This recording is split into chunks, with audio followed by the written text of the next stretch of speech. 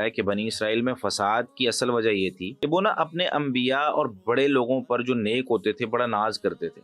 وہ یہ سمجھتے تھے کہ یہ لوگ ہمیں بخشوا لیں گے۔ وہ یہ کہتے تھے کہ ہم جتنے مرضی گناہ کر لیں، ہمارے بزرگ، ہمارے آباء و اجداد یہ انبیاء ہیں اور یہ جو بھی چاہیں یہ کر سکتے ہیں۔ جس طرح یہ اسی طرح کا ایک باطل عقیدہ ہمارے لوگوں کا بھی ہے۔ کچھ لوگ یہ سمجھتے ہیں کہ ساڈی وہ سوندا نہیں، فلاں دی موڑدا نہیں، یا ہماری جو ہے نا وہ سنی نہیں جاتی اور فلاں شخص کی جو ہے وہ کبھی واپس مطلب وہ جو بھی مانگے اس کو دیا جاتا ہے۔ تو اس طرح کے جملے ہمارے معاشرے کے اندر بھی بولے جاتے ہیں جو کہ بالکل غلط ہیں۔ اللہ تعالیٰ نے کسی بھی انسان کے حوالے سے یہ بات ذکر کی ہے کہ کوئی بھی انسان، ہاں کچھ چیزیں کچھ پابندیاں تو ہیں کہ حرام بندہ کھاتا ہو تو اس کی دعا قبول نہیں ہوتی، یا جو ہے نا وہ بندہ کسی خاص حالت میں ہو تو اس کی دعا قبول نہیں ہوتی۔